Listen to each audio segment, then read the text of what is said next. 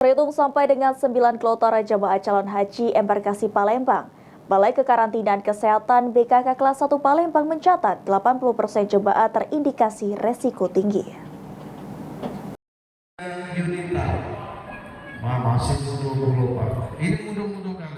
Sebelum para jemaah calon haji menginap di Asrama Haji Palembang, jemaah akan melakukan berbagai pemeriksaan kesehatan melalui Balai Kekarantinaan Kesehatan kelas 1 Palembang.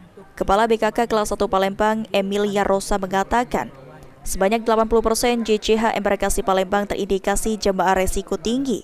Pemeriksaan kesehatan JCH di Gedung Serbaguna Asrama Haji Palembang bertujuan menentukan layak atau tidak layak terbang ke Arab Saudi. Pihak BKK kelas 1 Palembang menghimbau tetap membawa obat, meminum obat secara rutin, serta tidak memforsir fisik selama berada di Tanah Suci. Untuk jemaah-jemaah yang risiko tinggi, kami juga memberikan himbauan ya. Apabila mereka mengkonsumsi obat, tentu harus dikonsumsi secara rutin. Karena kita ketahui kalau dengan kondisi tingkat kelelahan tinggi dan juga tidak konsumsi obat itu akan membahayakan dari jemaah.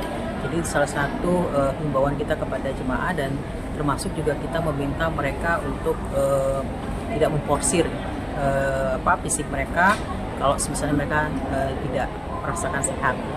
Dan apabila mereka kondisinya tidak sehat, itu kita mintakan mereka untuk segera menghubungi dokter atau perawat yang tergabung di dalam kloter.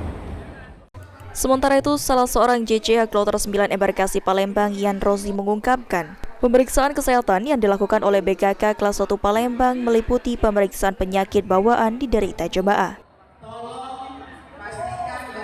Jadi gini, di tes kesehatan kita kan udah tes kesehatan awal tuh di rumah sakit. Di sini kita tinggal melanjuti, kita ditanya tentang penyakit yang kita derita.